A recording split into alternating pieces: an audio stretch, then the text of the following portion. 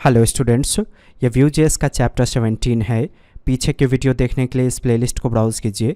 Latest Vue.js 3 tutorial for beginners इन हिंदी।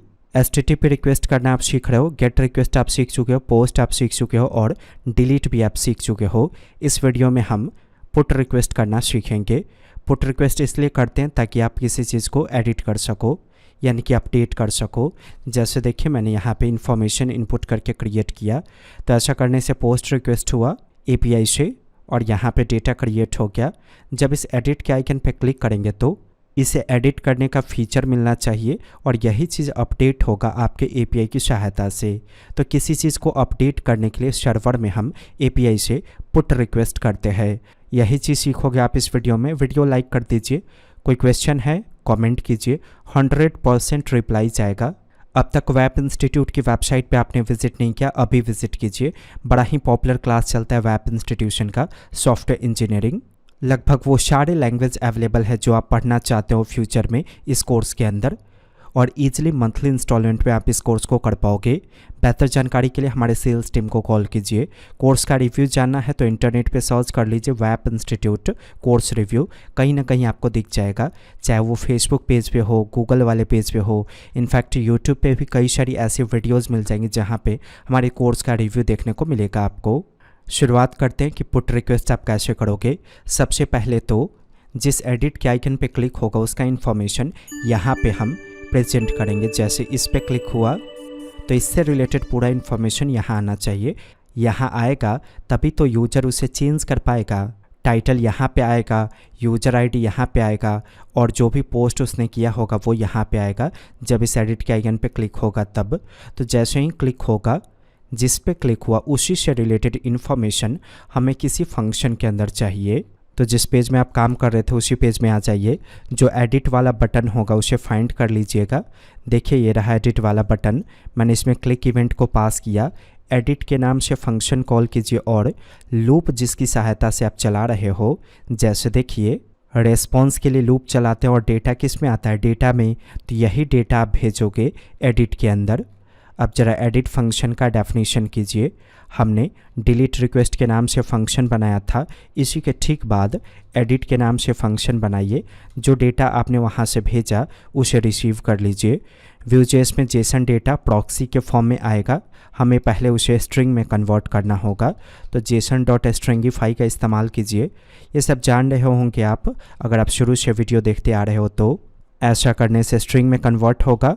इसे आप किसी वेरिएबल में रखो, जैसे मैंने स्ट्रिंग नाम के वेरिएबल में रखा। एडिट डेटा के नाम से कांस्टेंट प्रिपेयर कर लीजिए। इस स्ट्रिंग को अब हम ऑब्जेक्ट में कन्वर्ट कर सकते हैं। तो जेसन के अंदर से पार्स नाम के फंक्शन को कॉल करेंगे और इसमें पास कर देंगे स्ट्रिंग। तो जो डेटा प्रॉक्सी के फॉर्म में आ रहा था उसको ऑब्जेक्ट के रूप में प्राप्त करने के लिए हमने ये दोनों लाइंस को राइट किया। अब टेस्टिंग पर्पस के लिए कंसोल का इस्तेमाल कीजिए और एडिट डेटा को ऐसे प्रिंट कर लीजिए। मतलब इसमें जो जेसन ऑब्जेक्ट आएगा उसे प्रिंट कीजिए। रन कीजिए, इन्फॉर्मेशन इनपुट कर दीजिएगा। टाइटल मैंने इनपुट कर दिया, पोस्ट कर दीजिए। देखिए अगर मैं इसके एडिट पे क्लिक करूँगा तो इसी डेमो से रिलेटेड इन्फॉर्मेशन आपको कंसोल में दिखेगा। देखिए टाइटल का वैल्यू क्या आया, डेमो। मैं इस पर क्लिक करता हूँ तो इसी से रिलेटेड इन्फॉर्मेशन आएगा। देखिए टाइटल का वैल्यू क्या आया, टाइटल। तो जिस पे हम क्लिक कर रहे हैं उसकी पूरी जानकारी हमें मिल गई। अब इसी के अंदर से यूज़र आईडी, टाइटल और बॉडी को रीड करके यहाँ पे फॉर्म के अंदर प्रेजेंट कर देंगे। ऐसा करने के लिए सबसे पहले आप यूज़र आईडी वाले प्रॉपर्टी को एक्सेस करो। जैसे अगर आपको इसमें कोई डेटा राइट करना है तो इसका इनपुट फील्ड का वैल्यू कंट्रोल होता है यूज़र आईडी वाले प्रॉपर्टी से। यहाँ देखिए डेटा के अंदर ये रहा यूज़र आईडी। तो इसी में आप अपडेट अगर कर देते हो डेटा को तो ऑटोमेटिक वो डेटा इस जगह पे दिख जाएगा यूज़र आईडी वाले फील्ड में। तो एडिट डेटा के अंदर से, मतलब जिसको आप एडिट करने का कोशिश कर रहे हो, इसके अंदर से यूज़र आईडी को आप रीड करो और अपडेट कर दो। ठीक वैसे ही आप टाइटल को एक्सेस करेंगे, यानी कि टाइटल प्रॉपर्टी को, और एडिट डेटा के अंदर से टाइटल को रीड करके अपडेट कर दीजिए। फिर बॉडी को एक्सेस कीजिए और एडिट डेटा के अंदर से आप बॉडी को रीड करके इसमें अपडेट कर दो। तो अभी क्या होगा शो देखिए, मैंने इन्फॉर्मेशन इनपुट किया, यहाँ राइट करता हूँ डेमो। कुछ पोस्ट कीजिए, एक और पोस्ट कीजिए, मैंने राइट कर दिया वेब। अभी देखिएगा, अभी यहाँ पे जो हमने राइट किया था उसकी इन्फॉर्मेशन है लेकिन जैसे ही मैं इस डेमो वाले पे क्लिक करूँगा तो नोटिस कीजिए डेमो से रिलेटेड इन्फॉर्मेशन यहाँ पे आया। अगर मैं वेब पे क्लिक करूँगा तो नोटिस कीजिए वेब से रिलेटेड यूज़र आईडी, टाइटल और बॉडी आ गया। यहाँ पे आएगा तभी तो यूज़र इसे चेंज करके अपडेट कर पाएगा।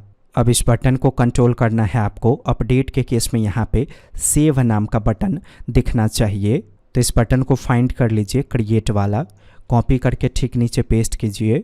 यहाँ पे राइट कर दीजिए सेव और इसका कलर चेंज कर दीजिए डेंजर। तो ऐसा करने से रेड कलर में बटन दिखेगा, लेकिन पोस्ट के केस में क्रिएट दिखना चाहिए, लेकिन जब हम एडिट करें तो ये सेव दिखना चाहिए।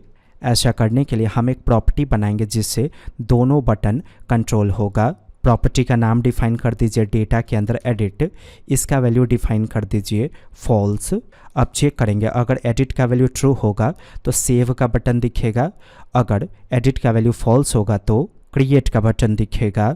तो आज ये दोनों बटन के पास ये रहा क्रिएट वाला और ये रहा सेव वाला। तो क्रिएट वाले में वी इफ़ का इस्तेमाल कीजिए और चेक कीजिए एडिट को। नॉट ऑपरेटर देने का मतलब है कि क्या एडिट में फॉल्स है तो ही ये दिखाओ। फिर यहाँ पे वी इफ़ का इस्तेमाल कीजिए और चेक कर लीजिए एडिट, क्या एडिट में ट्रू है, तो इस केस में आप सेव वाला बटन दिखाओ।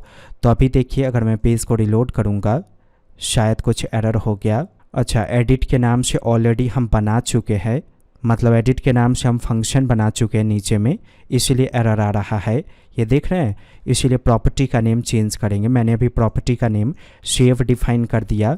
अब आप बटन के पास, यानी कि यहाँ पे जो अभी आपने चेक किया था एडिट को, एडिट प्रॉपर्टी को ना चेक करके आप सेव वाले प्रॉपर्टी को चेक कर लो। तो अभी देखिए पहले से क्रिएट दिखा, लेकिन जैसे ही हम एडिट पे क्लिक करेंगे हम सेव में ट्रू को अपडेट कर देंगे जिससे एडिट वाला बटन दिखेगा, यानी कि सेव वाला बटन। तो क्लिक करते ही ये फंक्शन कॉल होता है आपका एडिट वाला। यहाँ पे आप सेव वाले बटन को सेलेक्ट करो और इसमें आप ट्रू को अपडेट कर दो। तो एडिट पे क्लिक करते ही आपका सेव वाला जो बटन होगा वो दिख जाएगा। अभी एक पोस्ट क्रिएट कीजिए, हो गया। अब तक देखिए क्रिएट का बटन है, लेकिन जैसे ही मैं इस पर क्लिक करूँगा सेव का बटन आ जाएगा। एक और चीज़ डिफाइन कीजिए, जब ये सेव का बटन आता है तो वापस यूजर को अगर राइट करना है तो वो कैसे राइट करेगा। जब ये सेव का बटन आता है तो यूजर सिर्फ सेव कर सकता है, मतलब एडिट कर सकता है, लेकिन मैं चाहता हूँ कि यहाँ पे एक रीसेट का भी बटन हो। रीसेट करने से फ़ायदा ये होगा कि दोबारा पोस्ट रिक्वेस्ट किया जाएगा। अभी पोस्ट रिक्वेस्ट अगर करना है, यहाँ पे सेव बटन है तो पेज को रिलोड करना पड़ेगा। मैं चाहता हूँ बिना पेज रिलोड किए हुए यूजर पोस्ट का रिक्वेस्ट कर सके। ऐसा करने के लिए इस बटन के ठीक नीचे, यानी कि सेव वाले बटन के ठीक नीचे एक रीसेट के नाम से बटन बनाइए। कलर डिफाइन कर दीजिए इसका वार्निंग, टाइप का वैल्यू सेट कर दीजिए बटन, क्योंकि ये फॉर्म सबमिट करने के लिए नहीं है। और इसमें भी सेम कंडीशन चेक करेंगे। तो अगर सेव में ट्रू होगा तो ये बटन भी दिखेगा और रीसेट बटन भी दिखेगा। इन दोनों बटन के बीच में थोड़ा सा गैप चाहिए, तो बूटस्ट्रैप के शब्दों में मार्जिन एंड का इस्तेमाल कीजिए। मार्जिन एंड का मतलब हो गया कि राइट साइड से स्पेस कंज्यूम होगा 3 के अकॉर्डिंग। रन कीजिए, इन्फॉर्मेशन को इनपुट कर देंगे। अभी देखिए, अभी अगर मैं एडिट करूँगा तो सेव और रीसेट का बटन आएगा। अब रीसेट पे क्लिक होते हैं, रीसेट होना चाहिए। तो रीसेट में क्लिक इवेंट को ऐसे पास कर दीजिए, रीसेट के नाम से फंक्शन कॉल कर लीजिए। अब इस रीसेट फंक्शन का डेफिनेशन यहाँ पे एडिट के ठीक बाद ऐसे करेंगे। कैसे रीसेट होगा, पहले तो फॉर्म में जो रिटर्न होगा उसे खाली करेंगे। तो उसे खाली करने के लिए यूज़र आईडी का वैल्यू क्या कर देंगे, एम्प्टी। टाइटल का वैल्यू क्या कर देंगे, एम्प्टी। टर्मिनेट कर दीजिए यहाँ पे भी, और बॉडी का वैल्यू क्या कर देंगे, एम्प्टी। तो फॉर्म खाली हो जाएगा। इसके बाद क्रिएट का बटन आना चाहिए। तो क्रिएट का बटन लाने के लिए ज़्यादा कुछ नहीं करना है आपको। सेव वाला जो प्रॉपर्टी है इसमें अगर आप फॉल्स को अपडेट कर दोगे तो ऑटोमेटिक क्रिएट वाला बटन आपको फिर से दिखना शुरू हो जाएगा। टेस्टिंग कीजिए, मैंने इन्फॉर्मेशन इनपुट किया, क्रिएट पे क्लिक कीजिए। अभी देखिए, अभी मैं इस पर क्लिक करता हूँ, आ गया सेव का बटन और यहाँ फॉर्म में डेटा भी है, लेकिन जैसे ही मैं रीसेट करूँगा फॉर्म का डेटा खाली होगा और क्रिएट वाला बटन वापस आ जाएगा। इसकी वजह से आप वापस कोई नया डेटा यहाँ से पोस्ट कर पाओगे। ये देखिए आ गया। अब हम पोस्ट रिक्वेस्ट करेंगे। हमें अभी डिफाइन करना होगा कि जब हम सेव वाले बटन पे क्लिक करें तो कोई दूसरा फंक्शन कॉल हो। लेकिन देखिए ये जो फॉर्म है इसी में सबमिट इवेंट पे फंक्शन कॉल होता है। तो यहाँ पे कंडीशनली आपको कंट्रोल करना होगा कि अगर क्रिएट का बटन होगा तो पोस्ट फंक्शन कॉल हो, अगर सेव का बटन है तो उस केस में दूसरा फंक्शन कॉल हो। तो जब भी Vue.js में इवेंट पे मल्टीपल फंक्शन आपको कॉल करना है कंडीशनली, तो देखिए यहाँ पे एडो फंक्शन का इस्तेमाल करेंगे। इवेंट को रिसीव कर लीजिए और जो भी फंक्शन कॉल कीजिएगा उसमें इवेंट को ज़रूर भेजिएगा ऐसे। तो डायरेक्ट ये फंक्शन कॉल नहीं करना है हमें। तो अगर अभी मैं रन करूँगा तो अभी भी वही चीज़ होगा पहले जैसा। ये देखिए मैंने क्रिएट किया तो क्रिएट हो गया, यानी कि पोस्ट रिक्वेस्ट हो गया। लेकिन इस सिंटेक्स का यूज़ करने से फ़ायदा ये होगा कि हम यहाँ पे कंडीशनली कंट्रोल कर पाएंगे। चेक कीजिए कि क्या सेव में ट्रू है। अगर सेव में ट्रू होगा तो अपडेट के नाम से हमारे पास एक फंक्शन होगा, मैंने बनाया नहीं है लेकिन अभी मैं बनाऊँगा। ये कॉल होगा। सेव में ट्रू होने का मतलब है कि सेव वाला बटन दिख रहा है, लेकिन अगर इसमें फॉल्स होगा तो ये फंक्शन कॉल होगा। तो ज़रा अपडेट फंक्शन को यहाँ पे बनाइए रीसेट के ठीक बाद ऐसे। अलॉट को इसमें डिफाइन कर दीजिए, टेस्टिंग कीजिए। अभी मैं इन्फॉर्मेशन इनपुट करता हूँ। देखिए पोस्ट रिक्वेस्ट हुआ, डेटा क्रिएट हो गया। लेकिन अगर मैं यहाँ क्लिक करके सेव वाला बटन ला देता हूँ और फिर मैं इस पर क्लिक करूँगा तो देखिए दूसरा फंक्शन एग्जीक्यूट करेगा। तो इस तरीके से आप कंडीशनली मल्टीपल फंक्शन को कंट्रोल कर सकते हो Vue.js में। इवेंट को प्राप्त कर लीजिए अपडेट फंक्शन के अंदर। सबसे पहले फॉर्म को सबमिट होने से रोकेंगे, तो इवेंट के अंदर से प्रिवेंट डिफ़ॉल्ट फंक्शन को ऐसे कॉल कीजिए। इसके बाद हमें आईडी चाहिए और इंडेक्सिंग नंबर। आईडी जैसे कि इस पे आपने क्लिक किया तो इससे रिलेटेड आईडी क्या है वो चाहिए हमें, और साथ ही साथ इस कार्ड का इंडेक्सिंग नंबर क्या है वो चाहिए हमें। दोनों का क्या काम है वो आपको समझ में आ जाएगा। तो अपडेट के अंदर उसे प्राप्त करने के लिए जैसे ही एडिट के आइकन पे क्लिक होगा, इसका आईडी और इसका इंडेक्सिंग नंबर हम किसी प्रॉपर्टी में अपडेट करेंगे। तो ऊपर में डेटा के अंदर आईडी के नाम से आप एक प्रॉपर्टी डिक्लेयर कर दो ऐसे, साथ ही साथ कार्ड इंडेक्स के नाम से आप एक प्रॉपर्टी डिक्लेयर कर दो इस तरह से। इसमें भी एम्प्टी डेटा को रखेंगे। अब जैसे ही एडिट के आइकन पे क्लिक होगा, जैसे देखिए ये रहा एडिट का आइकन, तो क्लिक होते ही हमने सिर्फ एडिट के अंदर डेटा भेजा था। इंडेक्सिंग नंबर को भी ऐसे भेज दीजिए। चलिए पहले एडिट फंक्शन के अंदर रिसीव करेंगे। ये रहा एडिट फंक्शन, रिसीव कर लीजिए ऐसे इंडेक्स को। और जिस तरह से आपने यूज़र आईडी, टाइटल और बॉडी को अपडेट किया वैसे ही आप कार्ड इंडेक्स में, अभी हमने कार्ड इंडेक्स बनाया था, इसमें आप इंडेक्स को अपडेट कर दो। साथ ही साथ अभी हमने आईडी बनाया था, इसमें आप आईडी को अपडेट कर दो। तो एडिट डेटा के अंदर से जैसे आप बॉडी एक्सेस कर रहे हो वैसे ही आप यहाँ पे आईडी एक्सेस कर सकते हो।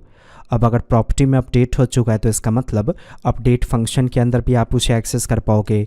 टेस्टिंग कीजिए। पहले मैं आईडी को प्रिंट कर लेता हूँ, फिर अलॉट का इस्तेमाल कीजिए और फिर इसके बाद मैं कार्ड इंडेक्स को ऐसे प्रिंट करता हूँ। रन कीजिए, इन्फॉर्मेशन को इनपुट कर देंगे ऐसे। देखिए मैंने इस पर क्लिक किया। अब अगर मैं सेव पे क्लिक करूँगा तो इसी का आईडी जो जेसन प्लेस होल्डर ने क्रिएट किया होगा वो मिल जाएगा, और साथ ही साथ इस कार्ड का इंडेक्स नंबर क्या है 0 वो मिल गया। इन दोनों की आवश्यकता है हमें कहाँ पे वो मैं अभी आपको समझाऊंगा। पहले आप यहाँ पे पुट रिक्वेस्ट करना सीखो। एक्सयूएस का इस्तेमाल कीजिए। मेथड का वैल्यू सेट कर दीजिए यहाँ पे पुट। यूआरएल का इस्तेमाल कीजिए, वही जेसन प्लेस होल्डर का यूआरएल डिफाइन कर दीजिए। कहीं से कॉपी करके पेस्ट कर दीजिए और देखिए जब भी पुट रिक्वेस्ट करेंगे तो यूआरएल के साथ आईडी भेजना होगा आपको जिसको भी आप अपडेट करना चाहते हो। तो आईडी कैसे एक्सेस होगा, दिस की सहायता से ऐसे। फिर इसके बाद डेटा भेजिए, क्या अपडेट करना है वो इसके अंदर डिफाइन करेंगे। तो जितना भी प्रॉपर्टी है फॉर्म से रिलेटेड सभी प्रॉपर्टी को यहाँ पे डिफाइन करेंगे। पहला क्या है आईडी प्रॉपर्टी। आईडी में क्या अपडेट होगा, जो भी आईडी होगा वो, तो आईडी में आईडी सेट कर दीजिए। फिर इसके बाद यूज़र आईडी का वैल्यू क्या होगा वो डिफाइन कर दीजिए। तो यूज़र आईडी में जो भी चेंजेस आया होगा वो इस प्रॉपर्टी में होगा, उसी को इसमें सेट कर देंगे। फिर टाइटल में क्या चेंजेस आया वो आप टाइटल के रूप में यहाँ सेट कर दो। फिर बॉडी में क्या चेंजेस आया वो आप बॉडी के रूप में यहाँ सेट कर दो। तो ये चारों प्रॉपर्टी है जो ऊपर में हमने बनाया है डेटा के अंदर। इन्हीं प्रॉपर्टीज़ में डेटा होगा चेंज किया हुआ, सबको आप इसमें डिफाइन कर दोगे। अब रिस्पॉन्स को प्राप्त कीजिए, थोड़ी देर का वेट करना होगा। याद रखिए एक्सयूएस के पहले अगर वेट है तो अपडेट फंक्शन के पहले ऑसिंग कीवर्ड जरूर देंगे। यहाँ पे कांस्टेंट प्रिपेयर कर लीजिए रिस्पॉन्स के नाम से, और देखिए एक्सयूएस का फंक्शन का बॉडी यहाँ पे बंद हुआ। टेस्टिंग पर्पस के लिए console.log में रिस्पॉन्स को ऐसे प्रिंट कर देंगे। तो ये तरीका है जिसे आप पुट रिक्वेस्ट करते हो। ऐसा करने से API सर्वर में डेटा को अपडेट कर देगा। मैंने क्रिएट पे क्लिक किया, एडिट कीजिए, मैंने यूज़र ID चेंज कर दिया, टाइटल चेंज कर देता हूँ और फिर सेव पे क्लिक करता हूँ। कंसोल में जाइए, कंसोल के अंदर कुछ एरर आ गया, वापस आइए कोड में। पुट रिक्वेस्ट करते वक्त जो ID हमने भेजा ये करेंट ID है। जैसे अभी हमने पहले पोस्ट रिक्वेस्ट किया था, तो पोस्ट होते ही जो ID क्रिएट हुआ उसी को हम अपडेट करने का कोशिश कर रहे हैं यहाँ पे, इसलिए एरर आ रहा है। जनरली पुट रिक्वेस्ट ऐसे ही होता है, करेंट ID को ही हम यानी कि जिस पे क्लिक हुआ उसी का ID सेंड करते, लेकिन जेसन प्लेस होल्डर में एग्जैक्टली वही ID अपडेट करने में परेशानी होगी आपको जो करेंटली आपने क्रिएट किया। इसलिए मैनुअली आप अपनी मर्जी से ऐसा ID दो जो सच में मौजूद होगा जेसन प्लेस होल्डर में। मैंने डिफ़ाइन कर दिया 1, ठीक है।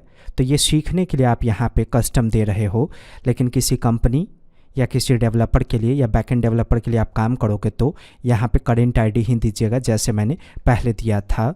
यहाँ क्लिक कीजिए, कुछ अपडेट कर दीजिए, ऐसे सेव पे क्लिक कीजिए, इंस्पेक्ट में जाएंगे, कंसोल पे क्लिक करेंगे, देखिए अपडेट हो गया। ये डेटा है, इसी डेटा को हम यहाँ पे डिस्प्ले करेंगे। जैसे ये कार्ड में भी तो चेंजेस आना चाहिए जो हमने अभी अपडेट किया। तो पहले आप एरर को हैंडल कर लो, उसके बाद हम वो चीज़ करेंगे। ट्राई के अंदर ये सारा कोड रख दीजिए, अवेट और उसके बाद का कोड, फिर ट्राई के ठीक बाद कैच ब्लॉक को शुरू कीजिए। जो भी एरर होगा उसकी जानकारी आप इस तरह से प्रिंट कर दो। याद रखिए एरर को अलर्ट में प्रिंट नहीं कीजिएगा, नहीं तो एरर आएगा, क्योंकि एरर में ऑब्जेक्ट आता है, न कि कोई स्ट्रिंग। अगर अपडेट हो चुका है तो रिस्पॉन्स वाले एरे को एक्सेस करेंगे। अगर आपको यहाँ कार्ड में चेंजेस करना है तो इसी एरे को एक्सेस करना होगा, क्योंकि इसी के अकॉर्डिंग लूप चलता है और कार्ड प्रेजेंट होता है आपका। इस एरे के किस इंडेक्सिंग नंबर को आपको चेंज करना है वो आप यहाँ पे डिफाइन करो। तो इंडेक्सिंग नंबर किस में है, कार्ड इंडेक्स में। तो सपोज़ कीजिए 0 नंबर कार्ड को आप एडिट कर रहे हो तो यहाँ पे आएगा 0 और एरे का 0 इंडेक्सिंग नंबर एक्सेस हो जाएगा। इसमें क्या राइट होना चाहिए, जो भी रेस्पॉन्स आया इसमें, इस रेस्पॉन्स के अंदर जो डेटा है वो अपडेट हो जाना चाहिए, क्योंकि अपडेटेड डेटा का रिकॉर्ड एक्सीओएस आपको इसी में देता है। तो इससे क्या होगा, अपडेट होगा और कार्ड में अपडेटेड डेटा का रिकॉर्ड आपको दिख जाएगा। मैं यहाँ 1 टाइप करता हूँ, टाइटल डेमो, यहाँ कुछ और राइट करता हूँ। मैंने क्रिएट पे क्लिक किया, फिर यहाँ क्लिक कीजिए, यहाँ राइट कर दीजिए वेब, यहाँ राइट कर दीजिए डेमो। देखिए यहाँ पे डिफ़ॉल्ट पहले से ऐसा दिखा, लेकिन जैसे ही सेव करेंगे ये चेंज हो जाएगा इस तरह से। एडिट करते वक्त लोडर कैसे दिखेगा, सिंपल है, ये अपडेट फंक्शन है आपका। प्रिवेंट डिफ़ॉल्ट के ठीक बाद दिस की सहायता से लोडर को एक्सेस कर लीजिए और इसका वैल्यू डिफाइन कर दीजिए ट्रू, तो लोडर दिखना शुरू हो जाएगा। जब अपडेट हो जाएगा, अपडेट कब होगा, इस लाइन के बाद। तो जब ये लाइन एग्जीक्यूट कर जाए तो ठीक इसके बाद लोडर को सेलेक्ट कीजिए और इसका वैल्यू फॉल्स कर दीजिए, तो अपडेट होते ही लोडर हाइड हो जाएगा। यहाँ क्लिक कीजिए, चेंज कीजिए ऐसे और सेव कीजिए, आ गया लोडर। तो 4 वीडियो में आपने गेट, पोस्ट, पुट, डिलीट करना सीखा। नेक्स्ट वीडियो इससे भी ज़्यादा इंटरेस्टिंग होगा, ज़रूर देखिए। वेब इंस्टीट्यूट की वेबसाइट पर विजिट कीजिए, अब तक आपने विजिट नहीं किया तो। कोई जानकारी चाहिए तो हमारे सेल्स टीम को कॉल कीजिए। वेब इंस्टीट्यूट की वीडियो को देखने के लिए और webinstitute.com पर विजिट करने के लिए आपका धन्यवाद।